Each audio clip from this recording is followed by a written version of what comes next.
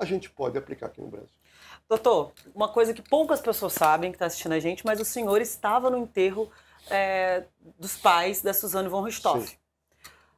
Qual foi a impressão que o senhor teve quando chegou lá? Na época ainda não estava levantando a teoria o fato de que ela mandou matar os pais. E ela tem uma fama de ser muito sedutora. O senhor conseguiu perceber isso durante o enterro? Como que foi lá aquele clima? Bom, primeiro eu vou te explicar o porquê que eu fui lá. Uma coisa que pouca gente sabe, na polícia, quando eu fiz a academia de polícia, que fica lá na USP, quando você entra na USP ali à esquerda, e eu aprendi com um delegado aposentado na época, ele falou o seguinte, olha, crime de homicídio manda um policial disfarçado no velório.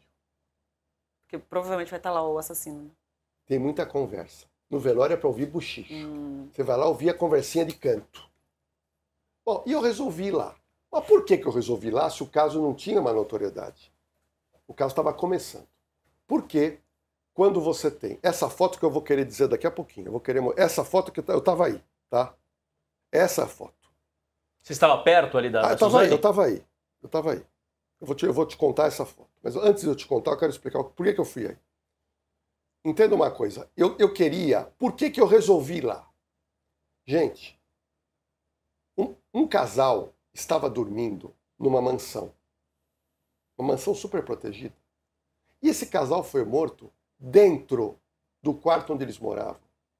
Na cama, cobertos com lençol, com pauladas na cabeça. Gente, essa história não cola. Isso não é assalto. Roubaram lá o dinheiro que tinha, 6, 7 mil dólares escondido na casa, roubaram lá um celular, um computador e foram embora. Não existe assalto dessa natureza. Assaltante não entra na mansão para matar um casal de idosos com paulada na cabeça.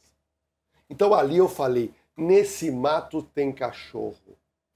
E como nós estávamos cobrindo crimes na Sônia Abrão, e estava dando certo, eu nem contei para a Sônia, eu fui lá para buscar informação. Porque eu falei, alguma coisa aconteceu aí. Não foi bandido que matou esse casal.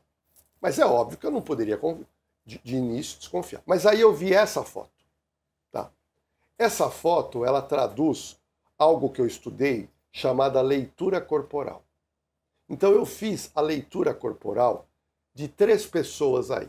Da Suzane Richthofen, ao lado dela o Andreas Richthofen, e ao lado dela o namorado de Suzane, que está de gravata.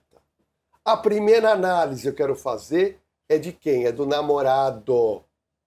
Esse rapaz nunca usou gravata na vida. Se arrumou para ir pro velório. Esse rapaz era namorado de Suzane e o pai dela não queria.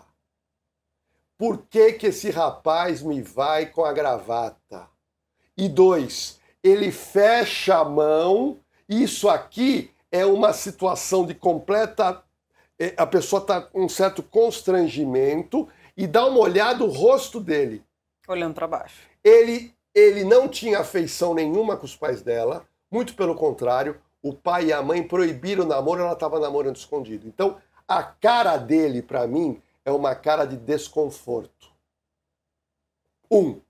2, é o garoto do meio. Andreas Richthofen. Ele está completamente absurdado com o que aconteceu. Imagina você que está nos assistindo, de uma hora para outra você perde pai e mãe. E da maneira que perdeu, né? Então ele viu a vida dele transformada do dia para a noite.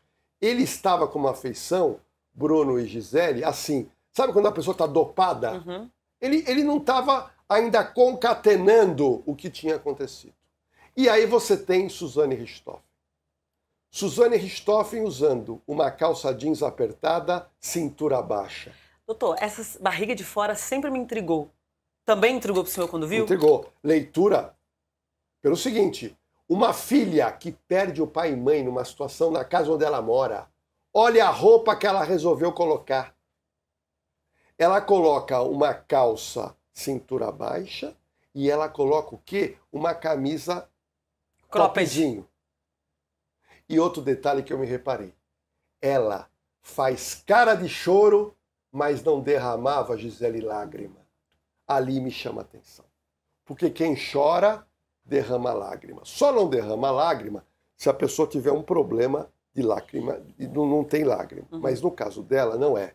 O caso dela é que ela é uma pessoa extremamente envolvente, extremamente com uma mente que ela sabe se comportar quando ela precisa de tal maneira.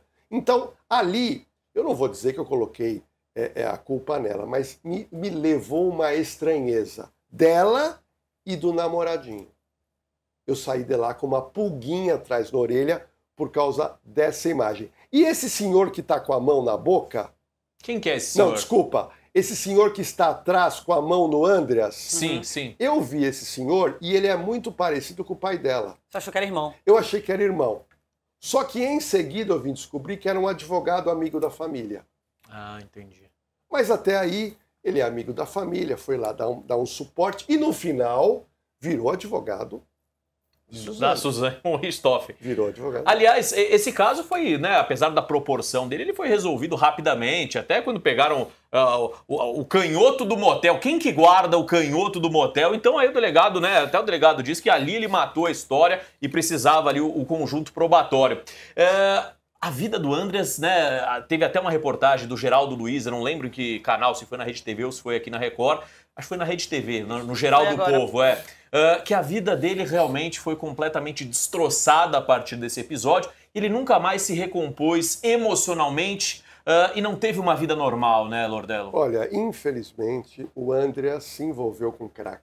Isso é um fato, não é? Dizem que ele estava perdido, isso é mentira. Não. Se envolveu com drogas. O Andreas foi morar na Cracolândia, só que ninguém conhecia muito a feição dele, estava muito sujo. Ele foi pego com imagens dele tendo surtos psicóticos. Tá? Do crime ainda. Não, aí já na fase das drogas, Sim. morando na rua. Outro detalhe, aí eu vinha descobrir, na época da Sônia, que ele estava internado numa clínica psiquiátrica. E eu estive nessa clínica, não para conversar com ele, que eu sabia que eu não ia conseguir, mas eu queria conversar com alguém da clínica, mas não me atenderam. Então ele passou por um período de internação psiquiátrica e aí ele foi esquecido.